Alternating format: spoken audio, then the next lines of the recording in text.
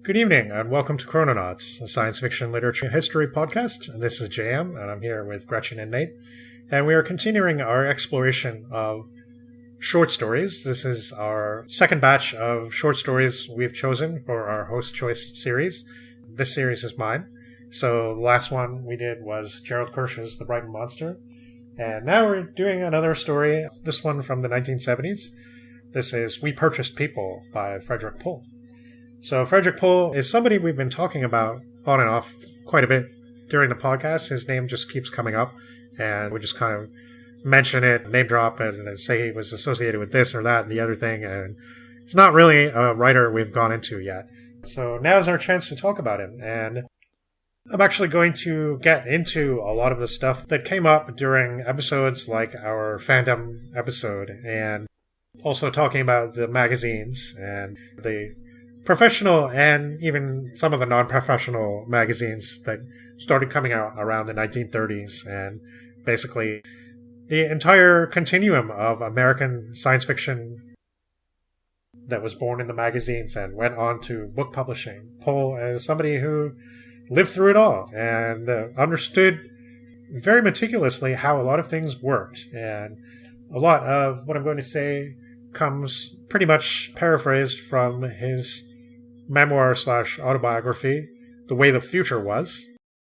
And I guess I'll say more about it as we go, but definitely if you are interested in a lot of the stuff that we've been talking about with the American science fiction markets and stuff, I really recommend this book, and if you give it some time. It's definitely a different perspective than the ones we've been seeing so far, which are a lot of the time told in a detached way from people who maybe became associated with that after the fact, or people that were kind of involved but more on the sidelines. Pohl is basically somebody who lived and breathed this stuff and knew it very intimately. So Frederik Pohl was born Frederick George Pohl Jr. on November 26, 1919 in Brooklyn, New York. He was only child, mostly raised by his mother, his father largely being absent, and permanently separated from the family when Fred was 13 due to, among other things, undisclosed legal trouble. So he was one of the main actors in fandom in the early days, and he helped found the Futurians. And he knew a lot of people, and he seems a very affable fellow, although John Campbell and his assistant apparently didn't trust him. Probably something to do with his pro-communist sympathies at the time, mainly the 1930s. He was really into collaborations, and that's something that he's definitely known for. Collaborated with a whole lot of writers. Everybody from Arthur C. Clarke, Isaac Asimov, Judith Merril, C.M. Kornbluth, and Jack Williamson. Kornbluth was probably one of his most frequent, if not his most frequent, collaborator on short stories and novels. Jack Williamson, who we covered a lot we talked about in our Prince of Space episode, another elder statesman of the scene who lived well on into the 2000s. Pohl himself died in 2013, so again, he's around for a long time, and from starting out with mimeographed zines from his home and old manual typewriters to basically running a blog in the late 2000s. Yeah, it's a really incredible career. He was at the first science fiction convention, which was just him and like 10 other people. He certainly was. Pretty fantastic. Yeah. Editor of Galaxy, and also took over the Star Trek book line in the early days when it was under the Bantam imprint. And he was a literary agent to a lot of authors, and he seemed to have his ties with everything. Started something called the Hydro Club, which we'll get to in a little bit. But he won a lot of awards, including international ones. And he was also a writer of popular science and history and political articles and books. Apparently was for a time Encyclopedia Britannica's authority on the Emperor Tiberius, of all things. Wrote a book on him at one point there under a pseudonym. He didn't want to finish his autobiography with a new edition, unlike Jack Williamson, so he just made a blog called The Way the Future Blogs instead. And yeah, you can still find it on the web. He was married 5 times, including to science fiction author Judith Merril, of course. And after the Star Trek thing, he got involved with Bantam, with the Pohl Selections line. and he published stuff like Delaney's Dahlgren and Jonah Russ's The Female Man. Fred says he came across his first science fiction magazine, Science Wonder Quarterly, sometime in 1930. He was 10 years old. On the cover was a picture of a scaly green monster. He moved around a lot as a child, his parents barely together, and him often staying with relatives. His whole thing with fandom started off pretty early, and he starts off his chapter on fandom in his book in this sort of amusing way. I'll just read what he says because it's pretty funny. He's like kind of mocking biblical language here, I guess. And he says, "In the beginning, there was Hugo Gernsback, and he begat amazing stories. In the fullness of time, about 3 years' worth, a depression smote the land, and amazing was riven from him in a stock shuffle. Whereupon he begat air wonder stories and science wonder stories, looked upon them, and found them incomplete, and joined them one unto the other, to be one flesh, named Wonder Stories. And Hugo looked upon the sales figures of Wonder Stories, and pondered mightily that they were so low. Whereupon a voice spake unto him, saying, Hugo, nail those readers down. So he begat the Science Fiction League, and thus was fandom born. If there had not been a Science Fiction League, it would have been necessary to invent one. The time was ripe. In the early 30s, to be a science fiction reader was a sad and lonely thing. There weren't many of us, and we hadn't found each other to talk to. A few activists had tried to get something going, digging addresses out of the letters column of the science fiction magazines, and starting tiny correspondence clubs. But the largest of them had maybe a dozen members, and for the rest of us, we had the permanent consciousness of being alone in a hostile world. The hordes of the unblessed weren't merely disinterested in science fiction. They ridiculed it. From Gernsback's point of view, what he had to sell was a commodity that a few people wanted very much, indeed, but most people wouldn't accept if it were given away free. He couldn't do a lot about recruiting new readers, but he was aware that there were a great many in and outers, people who would buy an issue of Wonder Stories now and then, and thus be obviously prime prospects, had not formed the every month addiction that he sought. Well, sir, the arithmetic of that situation was pretty easy to figure. If the 70% of his readers, who averaged 3 issues a year, could be persuaded to buy every issue, he would triple his sales. These were the visions of sugar plums that danced in Hugo Gernsback's mind.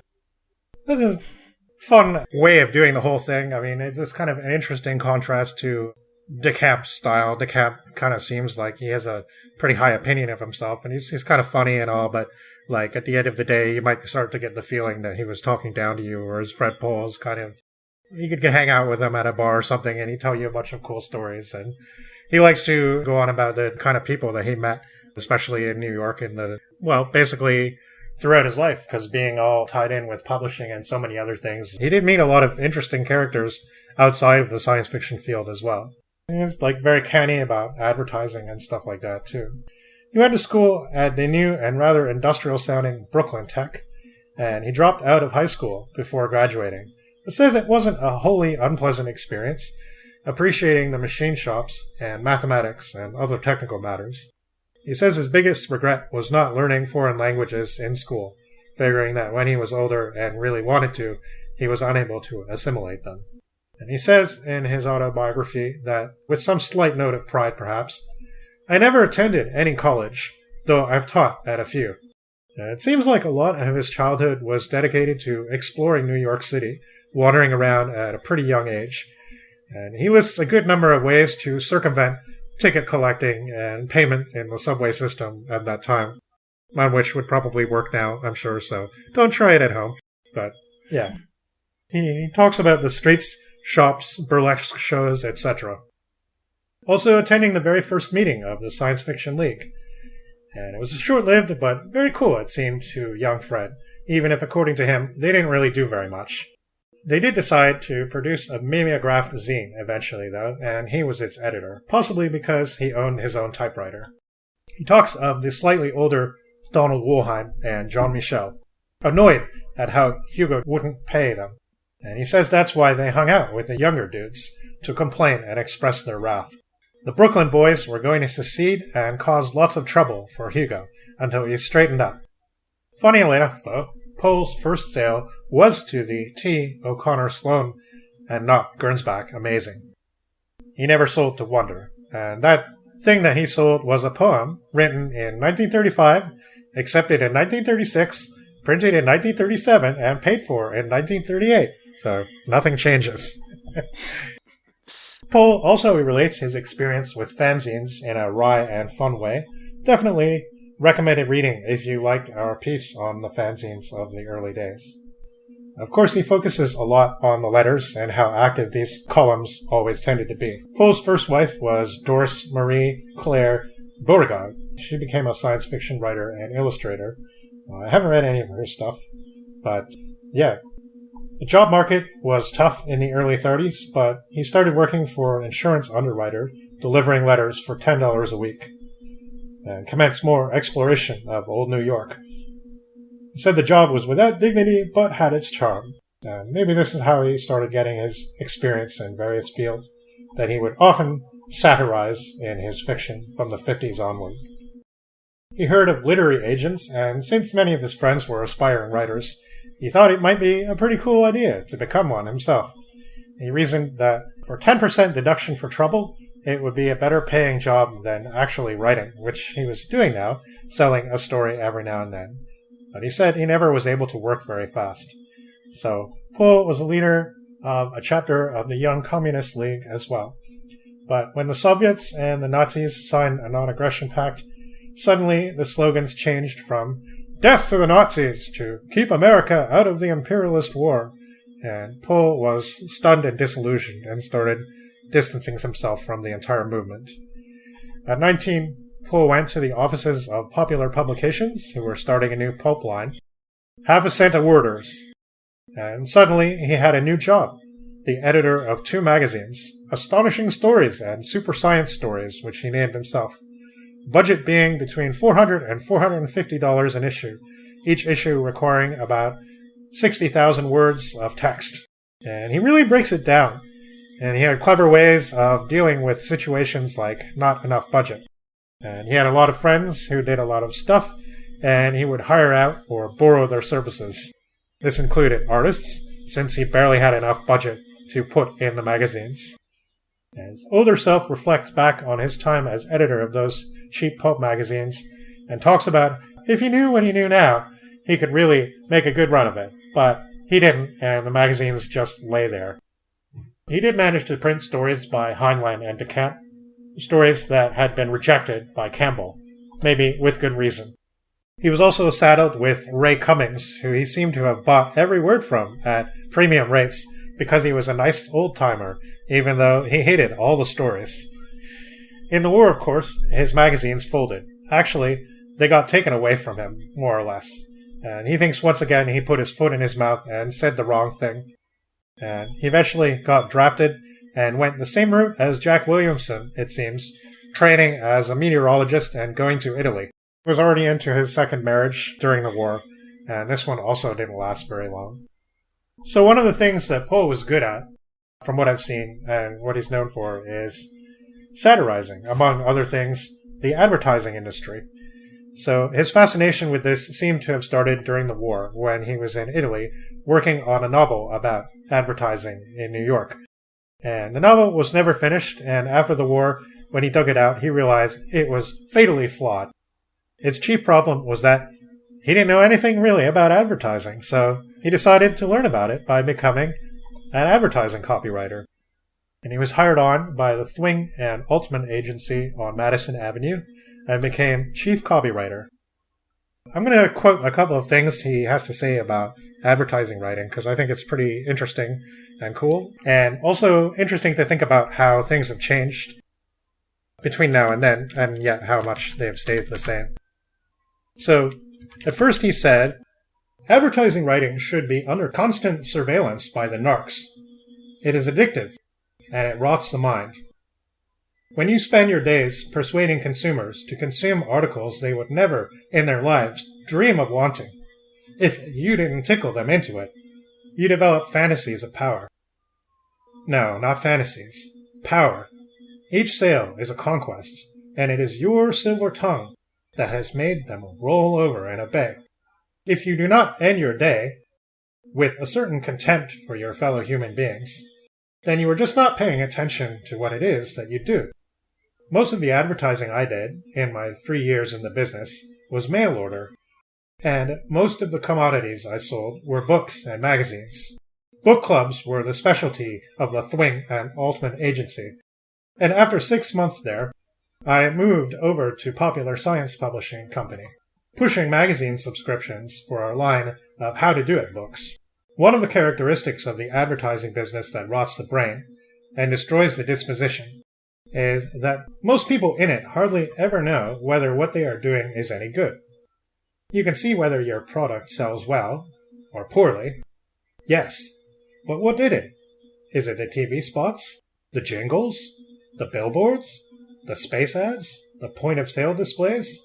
Or maybe just the fact that the weather suddenly turned warm, so people are drinking more of your soda pop or acquiring more of your air conditioners.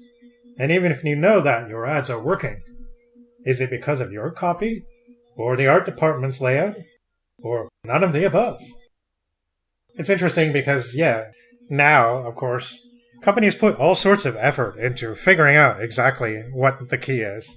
It feels like, in the 1940s, a lot of things were, you can see advertisements from back then and listen to old radio spots, and there's a lot of fun hearing what advertising was like at that time. I mean, nowadays, I think we talked about this in one of our episodes before. Maybe it was the astounding one where we actually did talk about the ads. But it seems like such an insidious thing to me when we're nowadays and looking at how advertising has infiltrated culture and everything. And we are going to talk about that some more when we talk about James Tiptree in a little while. Just really interesting how nowadays, there's all kinds of surveys done to figure out exactly that. And what is successful and what not. What works for different demographics and so on. And what do they call it? A/B comparisons and stuff like that. And it's become a real dedicated science, I guess. I'm going to relate something more humorous to do with his advertising career here, because I just think this is funny. Almost the first problem George, that's his boss, laid on me was a big coffee table picture book called Outdoor Life's Gallery of North American Game. Mostly, it was full-color reproductions of the cover paintings from Outdoor Life itself, and it was really quite handsome, if you like that sort of thing. But in the market, it was no wily white-sailed deer or battling steelhead salmon. What it was in the marketplace was a dog. The company had printed 50,000 copies of it, and 49,000 plus were still in the warehouse. They had tried everything. Buckeye, 4-color circulars with the size of bedsheet, personalized, "We're all art connoisseurs together" letters on embossed stationery, and nothing worked. I decided to test some new copy appeals. At the time, penny postcards still cost only a penny, so I wrote a dozen or so sample appeals for postcard testing, and we sent out 1,000-piece mailings to test them out. I tried all the angles I could think of, and here are some of them. The book is beautiful and will impress your friends. With this book, you will be better able to kill, crush, mutilate, and destroy the beloved game beasts. This book will teach your children the secrets of wildcraft and keep them from turning into perverts and drug addicts. And finally, he tried one more card, which said, "Have you got a big bookcase? Because if you have, we have a big book for you." And that was the winner. So you can see what he means by kind of feeding into your cynicism about your, the people that you're talking to and working, like the market that you're appealing to. And I'm sure that experience figured in greatly with one of his most well-known works, the collaboration with Cyril Kornbluth, the novel The Space Merchants, which is a huge satire of the future advertising industry. And of course, the 1953 story, The Tunnel Under the World, which is, I think, one of the first exposures to Frederik Pohl that I had on the X-1 sci-fi radio program that was produced in the 50s, which is mostly stories from Galaxy and Astounding magazine. Pretty cool story. You could imagine it being on the Twilight Zone or something like that. It's about like a guy who keeps waking up every morning and he's had the same dream of some huge explosion, and he goes to work. He keeps being bombarded by all these weird advertisements, and then there's a twist in the end, it turns out. Pretty dark and cruel little story. Seems to be a theme with Pohl, so...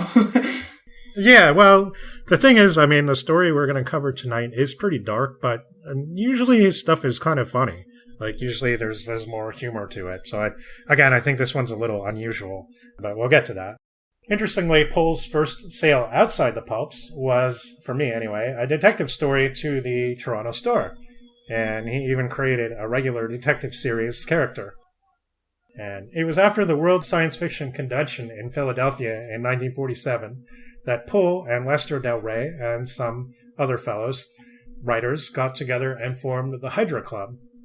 This seems like it was a big happening thing, meeting in several places around New York City, from Debbie Crawford's apartment to hotel ballrooms, where there would be a lot of what we would now call networking. All sorts of literary people were invited, along with other VIPs. Around this time is when Pohl was courting Judith Merrill, who would be his third marriage. And as a result of all these organized activities after the war, things were really kicking off for science fiction. And the Slicks were occasionally publishing stories by Heinlein, Bradbury, and Sturgeon. Hydra/Futurian David Kyle and his newspaper publishing brother started Gnome Press, an imprint of genre books. It was a small concern, but it started to grow. And they started with a single printing press, not adapted to book printing. And it was a beginning. And the firm didn't last too long, going bankrupt in 5 or 6 years. But at the time, its catalog contained a who's who list of works from the best-known SF writers of the era. Kind of interesting, because I just heard that publisher name dropped in the Deep Space Nine episode Far Beyond the Stars, which I watched recently, and one of the writers says he's got a book published by Gnome Press. So that was kind of a cool name drop there. There's a lot of interesting references in that episode, including to Galaxy magazine. Yeah. But despite Gnome Press going under due to distribution issues, some of the bigger publishers were starting to bite, and Pohl was responsible for selling them some works. Simon & Schuster published Williamson's The Humanoids in a landmark edition in 1947.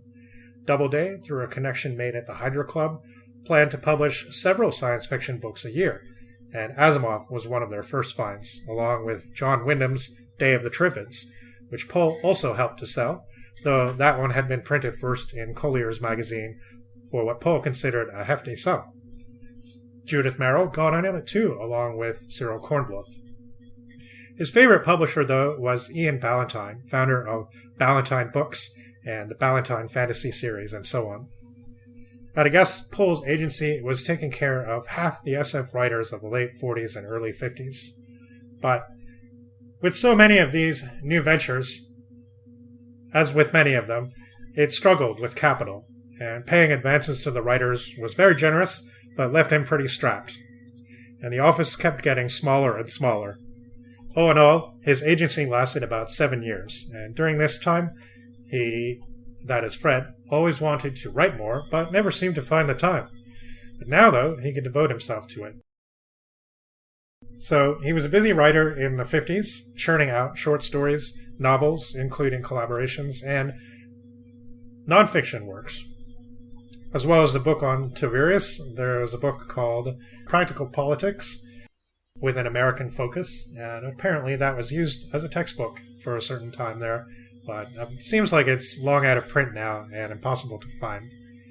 And he continued to do the odd nonfiction work, some of which were also collaborations. There's a book on Chernobyl, mathematics, the ecology with Isaac Asimov, a book in 1991 called Our Angry Earth. And most of his science fiction in this period, that is the 50s, was done for Galaxy and editor Horace Gold.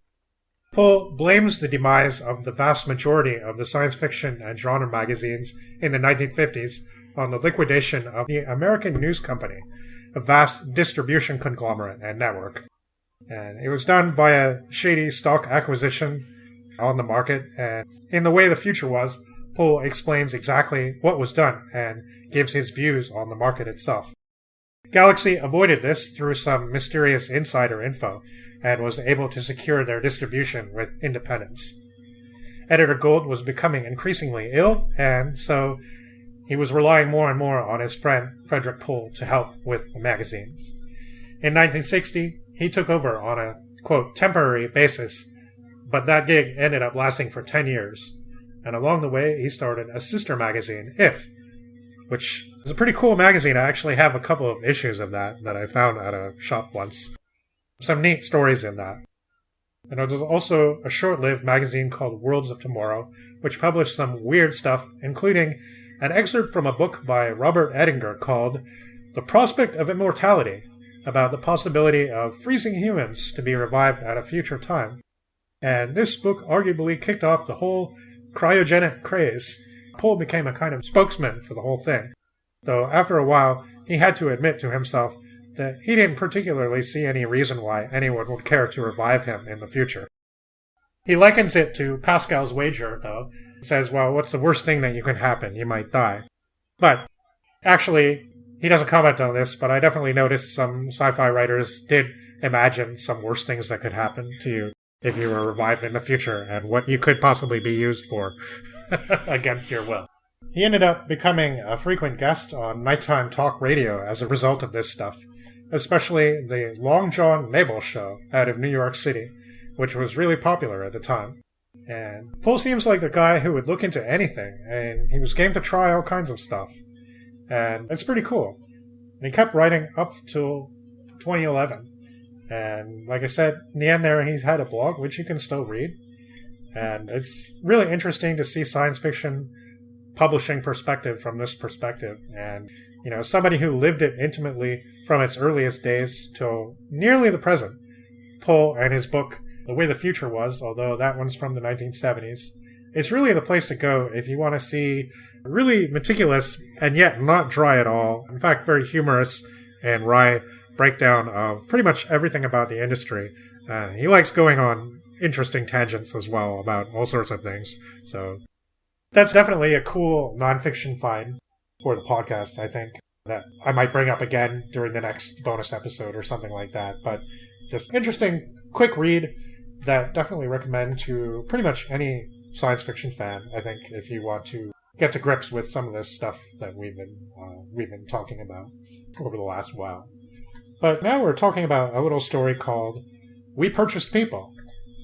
I first read this story in the Foundations of Fear anthology, which is a kind of sequel of sorts to The Dark Descent, a very large horror anthology. This one focusing more on slightly longer works, although this story doesn't really qualify. It's pretty short. So there's still some shorter works in there, but it does feature more novella-length works, so it has actually not quite the voluminous table of contents that The Dark Descent has, but also seems to have more science fiction adjacent content in it than the previous anthology does. And I was kind of surprised to see a Pohl story just because even though some of the stuff I read by him is dark and there's a lot of like social commentary and stuff, I'd certainly never really thought of him as a writer of horror. There's usually a lot of humor in his works. This one really stands out as a surprise because this is not funny at all. It's a really, really dark story. Kind of a funny anecdote about this. Pohl talks about how this was actually the result of a collaboration with Jack Williamson in an indirect way. They were working on one of their books called The Farthest Star, and he says, well, a lot of the time when you're doing a collaboration with somebody, each one has some ideas that they're really excited about that don't seem to fit into the work that they're doing. So Jack Williamson, they both had this kind of brainwave. So Jack Williamson had this idea about a mountain, and it was a majestic, tall, beautiful mountain called The Knife in the Sky. And I don't know what the story was about, but apparently, because it didn't fit in and he still wanted to use it, he ended up publishing it in Boy's Life magazine. And I just picture it as this like really nice, wholesome thing about the beauty of nature and stuff like that. And Fred Pohl had this. I was like, this was originally published in Edward Furman's anthology, The Final Stage, the ultimate science fiction anthology. And so it was called. Very lofty title. But it also made it into the best science fiction of the year. Every year, right up to nowadays, there's a couple of books published where some editors get together and talk about what the best sci-fi of the year was. And also a good way of chronologically looking at the genre. And other styles, of course, have these kind of anthologies too. So anyway, this one really leaves you feeling icky, doesn't it? Yeah. Yeah, this one was one that I read back to back with The Savage Mouth. This one is definitely every sort of topic that makes you just feel bad is in this one. Yeah. It reminds me of, I will be talking about the girl who was plugged in a little bit later, but these two stories are kind of similar to one another, I thought. Yeah. But yeah, this one definitely has a much nastier undercurrent. Yeah, I was also thinking about the girl who was plugged in with this. I guess it's not exactly a spoiler, but best to get into later. It definitely calls to mind a couple of things. It's kind of an original and very discouraging look at first contact, almost. Mm. Like, the first contact's already been made, and it's like, it's almost an anticlimax. Like, it's almost like, oh, that's all it is, really. And actually, it sucks, and the story's dystopian, really, in a way that's like, it's not so much the first contact made the dystopia, but it's just like, on top of the fact that life for humanity is kind of shit, we now have first contact with aliens, and it's not all that you might hope that it should be. Definitely a very cynical look on the slave trade and reducing humans to commodities. Yeah. And there's a real, like, dissonance in this story, which I'm sure is on purpose, because you can't really feel too bad for this person, because he actually is kind of a monster. At the same time, you know, it's like, the solution is not to reduce humanity to this level, right? Right. Yeah. Yeah, I mean, I feel like it works in the same way with A Clockwork Orange, where it's like, you don't sympathize with the main character, and yet you still sort of, like, you don't think he deserves that, you know? It's one of those, like, moral questions of, sure, that is a horrible person who did pretty terrible things, but this is a fate that I don't think anyone should go through, no matter who they are. Yeah, and here they're not even trying to force somebody into being good. They're just kind of turning him into a remote-controlled zombie. And he still has moments of lucidity and being able to, like, function as a human being. But ultimately, this is his prison sentence, basically. It's like a lab experiment, like we were talking about last time with Dr. Moreau and some of the other vivisection stories. It plays into a lot of those themes here where, yeah, I mean, it's not a paragon of virtue that is being experimented on and toyed with, but still you feel pretty uncomfortable about the level of psychological and physical torture that these people are being put through. And there's also, I think, an element of, like, almost, I mean, I don't know if it's an overused word, but, like, almost Lovecraftian quality to the creatures specifically the creatures that control him. Like, they're not really gone into too much, but this idea that they're, like, from somewhere really far away, like, further away than most of the other aliens, and they're very, very far from human in appearance and physiognomy and in thought processes. And so the fact that, you know, like, they basically have possession of human beings that they can do whatever they want with is made to seem more disturbing than maybe some of the other aliens who also bite people. Right. But maybe they're a little more relatable somehow, right? Like, he actually does go into their quirks a little bit during the story and describes how some of them have their preferences about the kind of people that they're willing to use and stuff like that. Yeah. These particular aliens are not, they're not very discerning, or if they are, they're discerning in a very negative way. Well, I don't know. If it's kind of like the experience that you get when you go to a record store that's been picked through clean by everybody else. Oh, All you get are the bad Metallica albums. And yeah, right. The copies of Angels, Hell of a Band for $1. Chinese Democracy. Yeah, the later Uriah Heep albums, and yeah. It's like going to the book sale that's only for a few days, and you end up there at the last day, and all they have are, like, multiple copies of, like, the same James Patterson novel. Yeah. Yeah, there's just one thrift store around here that is exactly like that, where there's always nothing of value, but so many books. Like every popular Fox News host who was on TV 10 years ago and wrote a book, like it's filled with those people's stuff. Mm-hmm. I've seen more copies of Pride and Prejudice there than I think like any other novel. Yeah. So we should probably be talking about this after the summary, but I just like making this point home. So they're buying the real dregs of the criminal class at very low rates, but they're also buying works of art that humanity has made, stuffing them into rockets and sending them off into space, knowing full well that they'll take thousands and thousands of years to reach their destination. But these aliens are so detached, and so, I guess, like the ancient ones, they can live for presumably hundreds of thousands of years, so to them it's nothing. It's like, they'll get here in 20,000 years, that's fine.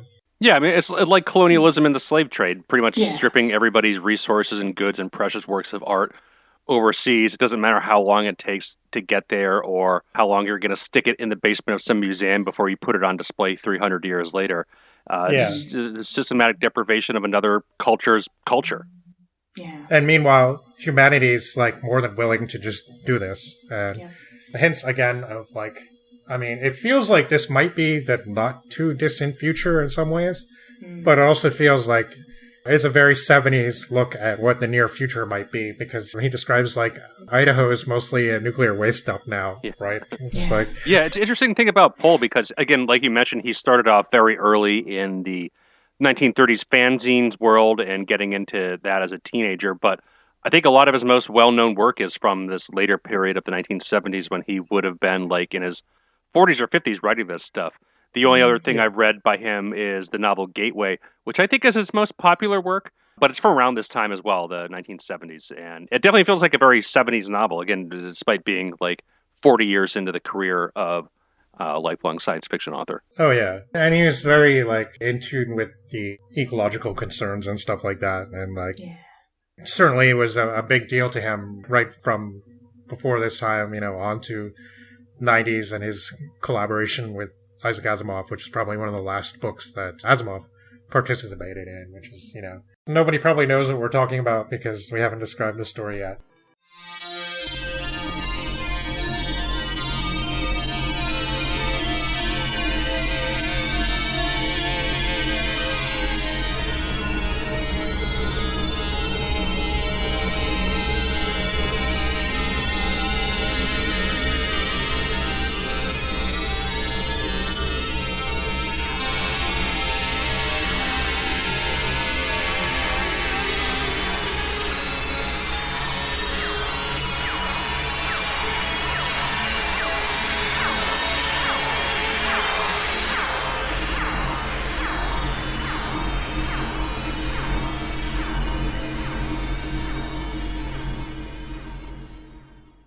Interstellar travel has been discovered, sort of, but not really. It's actually radio. And Earth nations have various trade agreements with alien races. So the aliens can't actually visit us. They can only send radio signals. And I was kind of neat, like I kind of think about, even though I think it is a bit of an anticlimax, like deliberately, I also think kind of neat to think about, like, because we're always sending radio signals off into space, right? And, like, this was a big thing in the 70s and 80s, especially, you know, like the SETI program and stuff like that. And just kind of thinking, like, oh, one day the aliens will contact us. And we're like, no, we never actually visited you, but we're going to give you some instructions now. And we're going to tell you how to build some stuff. And then we'll be able to be in communication forever. And it'll be great. We send up rockets all the time. And they, of course, don't travel that fast, but the aliens don't seem to care much. So the story partially takes the form of a cold, dispassionate account of the activities of one Wayne Golden, a, quote, purchased person who travels the world in the service of his operator, a creature from Groombridge star, or possibly multiple creatures, 12,000 years away by rocket. And he makes negotiations, buying up precious Earth artifacts and other items, and selling useful stuff like a device to turn nuclear waste into usable fuel cells. And he lives in a kennel in Chicago. And sometimes he's allowed a few minutes of freedom, during which time he is himself. So we get to see his first-person narrative too. And Wayne is a prisoner. And he has a metal plate in his head. And the aliens bought his body to use for their purposes. Wayne is basically a remote-controlled zombie.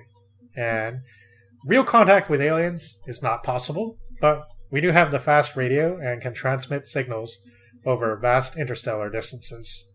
The Groombridge aliens are a strange lot indeed, seeming very cold and calculating, and apparently looking pretty scary/nasty, as Wayne knows since he looked it up once in a library. And the relationship is one-sided. They don't control his thoughts, just his body, and he thinks they probably see it as some kind of machine they use. And he wants to spend his 85 minutes of newfound freedom with his girlfriend, Caroline, but she isn't around. And I say girlfriend, but Caroline and Wayne haven't really spent much actual time together, only about 8 minutes, in fact. And they are seldom free at the same time. But they see each other, and even when they are on duty sometimes, they're not actively doing anything, so can touch. And one person can talk. The free one, obviously. And there's definitely some corruption at work in the purchasing system. And he gets some condescension from the kennel clerk, but at the same time, you kind of get the feeling that maybe he's reading that into it. Maybe it's not actually there. Because, as it becomes very apparent very quickly, Wayne is definitely not a reliable person to take trust in, or even really necessarily to feel that sorry for. He eats a meal in a Mexican restaurant, enjoying every minute of it, though kind of rushing everything, and feeling pretty horny. And he dips big and asks a random lady on the street to give him a kiss, when he only has a few minutes to spare. Human contact, you see? Feels good. And he makes it back to the kennel just on time for the owners from Groombridge to take over again, and we lose the first person. And he does a bunch more globe-trotting, completing assigned tasks, and then is relinquished with a whole 1,000 minutes. And we do learn a bit about why Wayne is a prisoner. And he is, to put it bluntly, a murderous pedophile. And he makes sure to tell us that he didn't sexually molest any of his victims. He just needed to see them die. Eventually, he's put in a ward for the criminally insane, where he lived for years until the aliens from Altair make contact, and I guess they are the first ones. And like Alex DeLarge, he's interested in being one of the ones to get the treatment. And it takes a while. We learn about the, quote, funny habits of some of the alien purchasers. And they all have their preferences. It's kind of interesting, like some of them, there's a race of aliens that are only interested in black folk. And there's the aliens that insist that their purchased people never eat fish. But there's a humiliating experience. It's quite humiliating being a purchased person generally, but you don't get to control your body, but the body still does its automatic things. Once Wayne crapped his pants at an astronomical conference in Russia, and this kind of got into it's like, it would be funny, but it's really not. It's pretty nasty.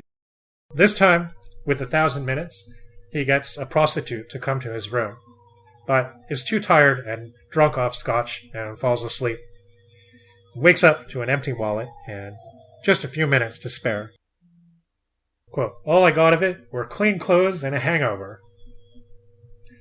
Later in the spring, Wayne has a long period of being controlled, and at one point, Carolyn, free, shows up. He's watching riots outside an embassy window on behalf of the masters, and while the room's empty of anyone else, she tries to pleasure him. It doesn't work, though. His mind must be aware of it, though. And in June, something unusual happens. Wayne's placed on indefinite furlough, though at a 50 minutes notice, the aliens can still use him. And he uses this time to go on a mad dash hunt for Carolyn all over the place. But he keeps missing her. And he gets a call to report to a kennel in Philadelphia. There's Carolyn. But she's not happy. The Grimbridge people have taken note of their humans' interest and want them to be intimate while they're working. They take over Wayne while he's screaming and upset that it isn't right, it isn't fair, but they are owned, and the aliens can do whatever they want with them. And Carolyn doesn't survive the experience, or experiments, as the dispassionate third-person voice tells us. Her account is terminated. Wayne continues to function as a purchased person, but now, if control is relinquished, he is self-destructive and violent. The aliens determine to continue experiments with Wayne and other partners in the future. And it continues. And yeah, that's the end of the story, really. Again, it's not very long, but there's a lot packed in there, and I can't really do it justice by just describing what happens. If you just read it, you get sucked into the bleakness right away. Yeah. It just has a strange, discomforting feeling to it, read it, and that ending really makes you want to take a shower, even though he doesn't describe anything. It is pretty bleak, yeah. That's kind of the worst part, I guess. Yeah, the implications, and also that it really is effective, the switching from third to first, depending on who's in control. Yeah. At the same time, you can't help but feel that maybe this is how his victims felt, right? Like, this is how they had no control, and they were just they didn't even have a chance. They were just young girls, and they died after he was, well, I don't know. He said he didn't molest them, but who knows, really? Yeah, he's definitely an unreliable narrator, for sure. Oh, yeah, for sure. Yeah. Even when he talks to the guy at the kennel, like, he's so, like, on edge and disrespectful, and he's, like, calls him a slur and stuff like that. But, and, you're kind of thinking, well, he doesn't seem like he's being that mean to him, right? But he can't help but feel condescended to, because it's probably because of his status as a purchased person, right? And he's always like, he feels like people who know this about him, people who know that he has a plate in his head and that he can turn into a remote-controlled zombie for a race of distant Lovecraftian aliens, are going to disrespect him no matter what. Like, he's just, like, really angry inside, right? And what happens at the end makes him even angrier, and he's, like, completely self-destructive now. He's gone over the edge. And, yeah, like, it's just really fucked up, too, because you think about how, like, somebody like him, I mean, yes, he's a monster, and maybe it's best to put people like that away so they don't impinge upon society. But at the same time, if you believe that the object of justice should be rehabilitation and not absolute punishment, this kind of stuff is really hard. Oh, definitely, yeah.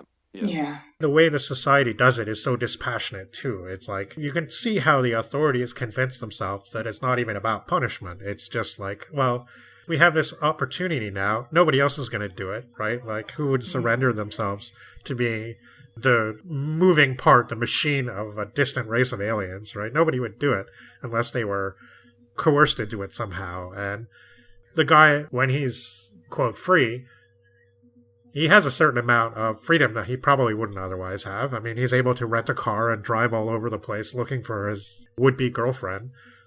But he always knows that, like, within an hour's notice, he could be shut down. And he could be back to traveling the globe and purchasing valuable works of art to send into space, never to be seen by the human race again. It's such a grim future. Yeah. Yeah, and I think it's interesting what you said, JM, and during the non-spoiler section, that, like, kind of anticlimactic feel of it. Because it is like, these aliens don't change the way that people are treated. They're just, like, integrated into things that humanity has already done and is just now doing for another species. Yeah, it's really something. I guess it seems like that's a theme that we've been hammering on with these stories a lot. This batch is this dehumanization aspect. Like, it's definitely really there in the Tiptree story that's coming up as well. Sure, yeah. And this is definitely an interesting contrast to Gateway, which I read kind of recently, and that Gateway also deals with first contact and colonialism and various other things that we see in lost race type stories, but it approaches it from a totally different angle than this. I wouldn't call Gateway a comic novel, but it's definitely not a horror novel, even though there's definitely like some moments in there that are just terrifying due to their sheer scale and scope. But yeah, it's interesting to see a real dark and cynical take on these themes. It makes me wonder what kind of place he was in when he wrote this, just because, like I'm used to seeing a pretty light touch from him. Even when he's covering dark subjects, he usually, it's cloaked in a lot of satire and humor, and like, the implications are usually pretty dark, but it's not right out, like, in your face like that. Yeah. And I just find the anecdote with the Williamson thing to be really funny, because, like, I could just picture Williamson's thing being so wholesome and nice. And, like, it's like, Pohl's like, "Whoa, what about this?" He's like, "Yeah, I don't think that fits in our novel." I'll do Boy's Life. You can do some crazy horror story thing. And like, that doesn't really mesh well, I don't think. One nice touch I thought that this has that has really nothing to do with anything else, but there's some nice New Jersey geography described here. In particular, a very seedy stretch on Route 35, and he talked about Long Branch a little bit, so that was nice to see. Yeah, he talks about that in The Way the Future Was, too. He actually describes a lot of places near your area and stuff there, Nate. So something he was pretty familiar with, I guess. Yeah. But I want to share a funny anecdote online that I had recently. This also has to do with a Pohl story that we haven't read, but it's just kind of funny because somehow I think this was on probably a science fiction Facebook group or something like that. It's kind of one of the only reasons why I still stay on Facebook sometimes, is because there's some kind of cool groups, and it's good for different things, including advertising the podcast. But somehow Frederik Pohl's name came up, and I think I mentioned this story and how dark it was, and how I somehow, like, the topic was kind of came around to Pohl's darkness or lack thereof. And this is a really dark story from him, if you want to go that far. And somebody brought up a story. He's like, this person basically said, "Oh, if you really want to read a dark story from Frederik Pohl, read the story Day Million." So I didn't know this story. I wasn't familiar with it. I noticed that Pohl said that it was one of his favorite stories from the 60s that he wrote, and that he thought it meant a lot to him. And I read it, and one of the things I do sometimes, especially when we're doing an author that has short stories on a podcast episode, is I'll read a lot of other stuff just to get a handle on what they're like. And I'd read some Pohl before, but not a ton of stuff, so I decided to read a whole bunch of short stuff. And I read the story Day Million. So basically, it's not really a story. It doesn't have a plot. It's more of like, I don't know, maybe it's what they would have called in Astounding a thought variant, maybe? I don't know. But it's like basically hypothesizing a future where this couple meets, and he's a space pilot or something, and she's had all this surgery and all this stuff done to her to make her aquatic. So she's like basically a mermaid. And she was also at one time a man, but now she's not. And this couple meets, and they fall in love, and they decide to get married. But he's a space pilot, so he's not there a lot of the time. And at the end of the story, Pohl basically says, but it doesn't really matter, because even though they never actually see each other in person, they're able to connect together. And, what is all this, like, wonderful, intimate sensation but things that the brain produces? And if you can reproduce all those sensations, you can have a couple that are, like, millions and millions of miles apart, and it's like they're still as intimate as they ever could be. And I'm like, I read this story, and I'm thinking to myself, that doesn't really seem dark. That seems really nice. That seems like a really nice vision of the future, almost, in a way. And, it just kind of struck me. The person that said that wasn't being sarcastic. They actually did think this was a really, really dark story. It just kind of goes to show how divided some of our viewpoints are, and how something like science fiction can really bring that out into the open. What's like a really dark, terrible future to somebody might actually be really positive to somebody else. So, I don't know. I just thought that was really interesting. But yeah, not nearly a dark story like this one, no matter what way you look at it. But yeah, really cool writer, I think. And again, a person that has had a lot of experience in the field. And I really like the way he breaks things down. I really like the way he talks about things, like when he goes into the magazines, he'll talk about everything from like what you have to do to get stories, to how you can balance the budget, to what kind of corners you might have to cut. And he goes into the industry and describes like what it's like working with distributors and how you have to deal with people who might not have a clue about your genre of choice and stuff like that. And again, talking about publishing and all the different people that he met and stuff like that. And it's kind of a especially contrast to somebody like Moskowitz. I mean, no disrespect to him. The guy's done a ton of research, and he obviously knew his subject very well, but reading his recounts of Phantom was like a pretty dry and unstimulating experience. Whereas Pohl actually makes it fun.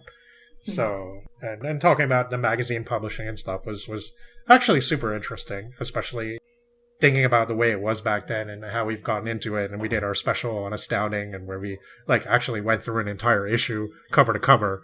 Here he is talking about how these things are made and the differences between the different magazines and so on. And it's just really cool. And yeah, just as dark and morbid as this story is, I really recommend it. It stays with you for sure. Definitely, again, like I mentioned in a previewing this one, not to be read if you're, I guess, easily disturbed and put off. But if you like kind of horror sci-fi and you want to read something that, I don't know, I think that this is like really unsettling story that you're not going to forget in a hurry. And I'm sure David Hartwell thought so too. That's why it's in Foundations of Fear. Yeah, I would also recommend this story as like a really worthy story to read with like really interesting moral questions to think about. And I would just say don't go into it for light reading, but it's a great story to read. Not only the like sort of scuzzy sexual angle, but also the idea that like robot-controlled zombies might be wandering around. It kind of reminds me of the Robo-Men from that early Doctor Who story with the Daleks on Earth and stuff, and how they like capture humans and just put a radio transmitter in their head and like make them do stuff, and you know they have no control over their bodies or anything like that until they pretty much expire and die. And I don't know, I always had this morbid thought too of like, when I was thinking about that, like, yeah, they probably still have to do like normal bodily function stuff, right? Like they probably still have to eat and sleep and crap. And these are things that probably their controllers don't really care about that much. That kind of existence. This is like how they must freak people out. Like that description of the incident at the astronomical conference, and like the guys yelling at him, right? And just like telling, you have to get out of here. And like, you smell horrible. We don't want your kind around here. And like, just, and you can hear all this stuff, but he's really talking to the alien, obviously. But like, again, he's like, well, this alien's 12,000 years of space travel away. I have to shout to be heard, right? So, really nasty piece of work. So, yeah. But if you want to read a lighter, not really lighter, I mean, it's pretty dark story too, but it's like done in that kind of satirical, not quite so heavy way. Definitely some of his 50s stuff, like that story, The Tunnel Under the World, I definitely recommend, because that's really good too. And that's like, that was one of the first Pohl stories that I became familiar with, so I have an attachment to that one in particular, and the X-1 radio drama. So next up on Chrononauts, we have two really cool stories, don't we? Yes, our next two stories will be I Have No Mouth and I Must Scream by Harlan Ellison, and The Girl Who Was Plugged In by James Tiptree Jr., or Alice Sheldon, outside of the pseudonym. Yeah, so I'm looking forward to talking about those. I really enjoyed both those two. I had read the Tiptree and Ellison in the past, but not for a while, especially the Ellison. Yeah, I chose the Tiptree just after reading it for the first time, and it's been a while since I first read Ellison's story, so it was interesting to revisit it. It'll be another fun but dark time. Yes. Yeah, more kind of dark and disturbing stories. And I have a lot to say about the trip tree and a lot of questions. Or one big question, actually, but I won't spoil anything. We can talk about it when we talk about it. Yeah, I'm really looking forward to that. In the meantime, don't sell your precious works of art to aliens thousands of light years away. You'll miss them, and you'll never get them back. So keep them close. And yeah, if first contact comes with aliens, I hope it's a little nicer than that. With all that said, we really enjoyed this. You can come and visit us on all our places online at chrononautspodcast@blogspot.com. You can email us at chrononautspodcast@gmail.com, or you can leave us a comment on any of our social media platforms. And yeah, we'll be back very soon with the next installment of Chrononauts. This is JM, Gretchen, and Nate, signing off for now. Good night.